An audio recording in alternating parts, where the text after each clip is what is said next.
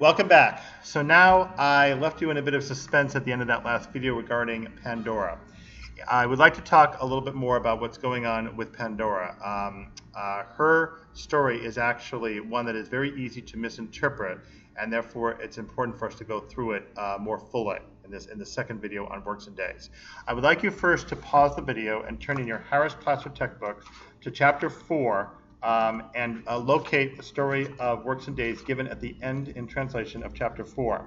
I would like you to turn, please, to page 130 in chapter 4 of Harris-Platzner. Please pause your video and turn to page 130 in chapter 4.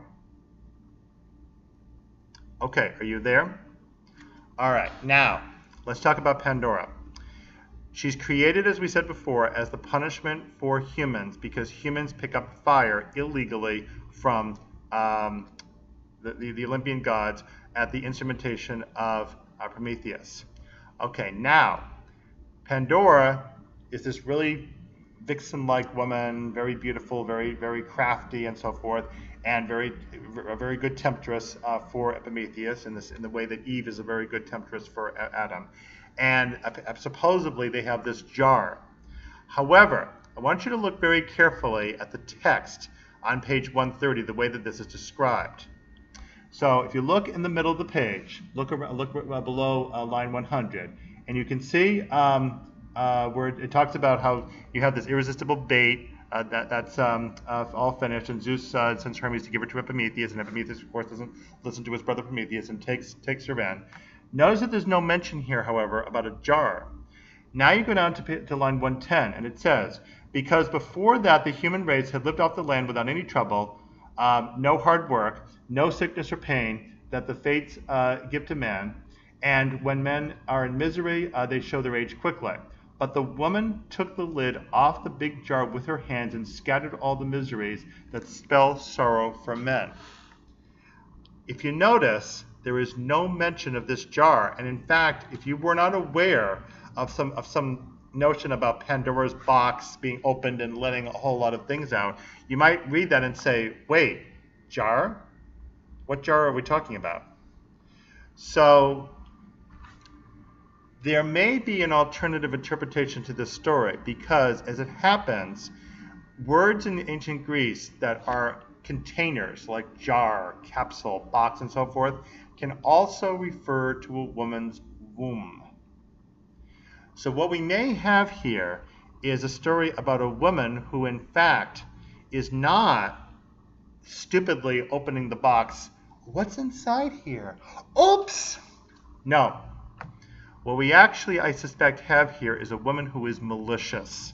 And that would be much more consistent with this woman depicted as crafty, evil, and so forth. I think she's a plant. She's given to Epimetheus because Zeus knows that Epimetheus will be silly and stupid enough to take her in. And then she waits until no one's looking, runs over to the jar, and deliberately opens it up. Now, all these evils fly out: old age, sickness, death, pain, suffering, and so forth. And then she clamps the jar down, and hope is kept within the jar. Now, the usual interpretation of that is supposed to be that we always have hope whenever we're in a state of misery, but the Greeks are not all that big on sunny optimism like this, and I do not believe, unfortunately, that this is what this is really referring to. As a matter of fact, the word elpis, E-L-P-I-S, in Greek, which means hope, can often have either a positive or a negative connotation to it. You can have hope in the sense of like real positive expectation, but you can also have hope in the sense of blind concern that maybe things one day will get better. In the sense that one shouldn't be thinking that way. One should be more hard-lined and realistic. And remember, Hesiod is writing Works and Days to be straightforward and pragmatic with his brother Perseus, the one who ran off with the inheritance. This isn't the time for prettying things up. Hesiod is pretty angry at his brother, and he's very tough with the way that he's trying to get on his brother's case about these things.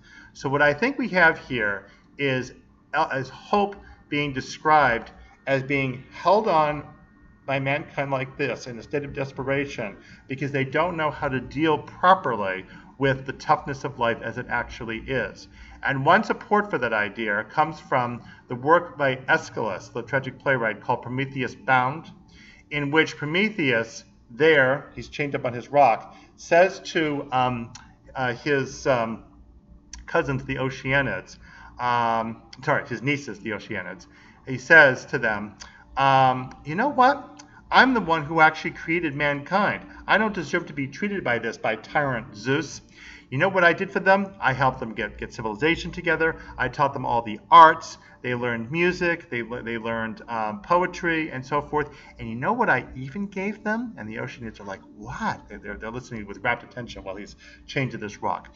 I gave them blind hope, so they would never be in a state of knowing how things actually are, how bad they are. And the Oceanids are like, that's wonderful. There's no irony in any of that. The idea is that blind hope is a way for the Greeks to go along in La La Land, thinking that things are much better off than they actually are. That's what hope is all about. Hope, therefore, is deceptive. And so the idea here is that for Pandora to be clamping down on hope represents mankind clinging on to hope instead of dealing with the reality in some forthright, appropriate manner. Another interpretation, by the way, that also would make sense too, is if Pandora has hope trapped in the jar, it means that life is hopeless, because Pandora held on to hope, kept it away from mankind, so there is no hope. Another example, by the way, where hope is treated negatively in the ancient Greek literature is by the historian Thucydides when he's describing a particular attack during a war that the Athenians made on an island called Melos. The Athenians wanted to punish this island because the Melians turned out to have been assisting the Spartans, the enemy of the Athenians in the war, secretly. So the Athenians besieged the island, and the Melians tried to negotiate with the Athenians. And Thucydides gives this long dialogue, which we refer to as the Melian dialogue, describing the negotiation between the Athenians and the Melians.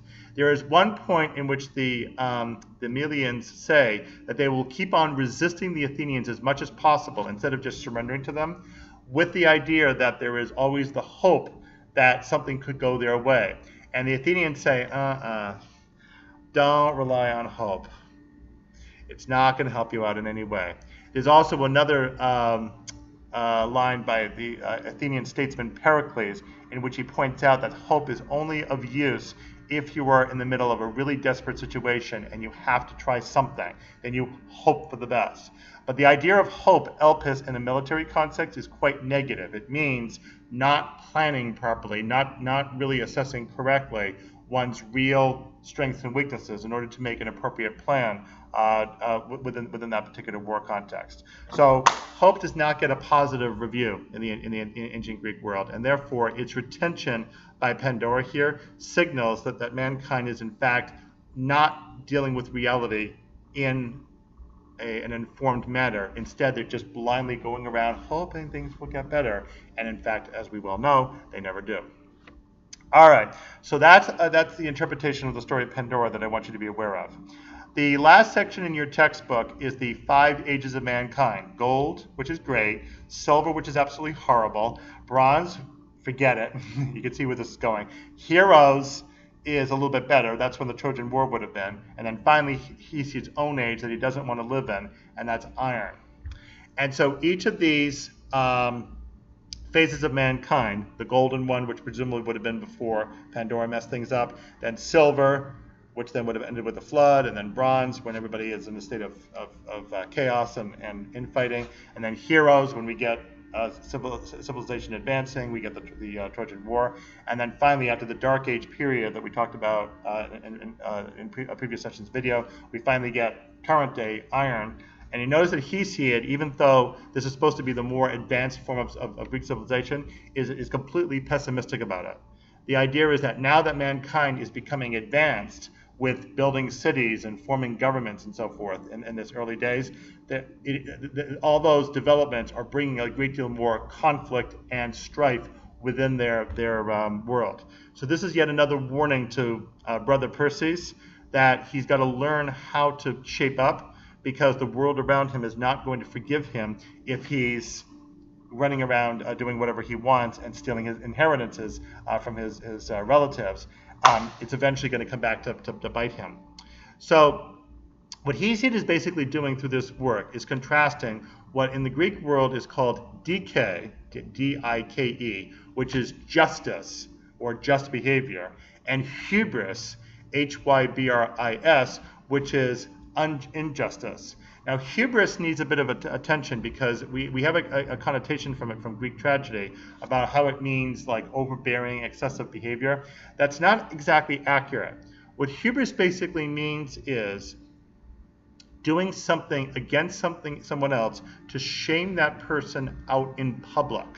And except for actual murder or real capital crimes, the most severe crime that the Greeks would regard in their intercourse amongst each other in mankind is doing something negative to somebody else's reputation out in public. And so hubris does this and thereby oversteps one's proper boundaries. Decay is essentially staying within one's boundary. So that's what Hesiod is essentially describing here to Perses, that if one is going to survive well in this really chaotic, very adverse, hostile world, one has got to learn one's place and then stick with it. And Greek literature, all over the place, is replete with examples, especially in tragedy, but also in history, of how either a person or a city or a civilization stepped outside of proper established bounds and thereby got punished in some way. There's one final story that I'm going to describe here, even though it's not in your text, the one that follows the story of the 5 Ages. It's the fable of the hawk and the nightingale, based on an Aesop's fable. And in this fable, we have the nightingale, a beautiful bird that's sitting on top of a tree, singing very shrilly, not paying attention. The hawk is right above her, and the hawk hears her singing and comes down and grabs her and flies off with her. And the nightingale begins to screech, and the hawk tells her, shut up, basically, be quiet. I am stronger than you. I'm going to take you wherever I want to. I might eat you if I want to, or I might decide not to eat you if you want to, but you're powerless, so you better just be quiet and submit. Interestingly, that same Melian dialogue I mentioned before between Athens and Melos from Thucydides says much the same language, that the Melians challenge the Athenians to say, you don't have any right to besiege us like this. The Athenians say, yes, we do, because we're stronger and you're weaker. The stronger dictate progress for the weaker. Might makes right. Now, the Athenians themselves are going to discover what it's like to be on the other side of that equation when they themselves are defeated by the Spartans in the Peloponnesian War. And one thing that the historian Xenophon says, their biggest fear when they're trying to negotiate surrender is they will be completely destroyed and killed off, just as the Athenians did to the Melians before. So might can make right to a point, and then it can get punished if one is hubristic. So all of that weighs into the way that Hesiod regards proper human behavior and is trying to depict it for his brother Perses to try to get Perses to shape up. The rest of Works and Days is a series of descriptions of the days of the calendar as what are favorable days to undertake certain actions, especially regarding farming or agriculture, and what other days are less fortunate and should be avoided for certain actions. And he has a whole lot of other cultural practices that he also gets into, which is described in the so-called works part of it. But what we read today was the earlier part, essentially the prefatory part of the work that relates to the mythology, so that you can compare Works and Days to Theogony. So the big thing again here between Theogony and Works and Days is Theogony is creation, just like the very beginning of Genesis in the Bible, and Works and Days is the advent of mankind and the disturbance of the cosmic order with their unique presence in it that has to be handled in Works and Days, just like it also had to be handled in chapters 2 and 3 of Genesis. Okay, so from there we can conclude chapters 3 and 4, and the next video in this series for the third session of the course will cover chapter 5 on Great Goddess mythology. We'll see you very quickly for the next video.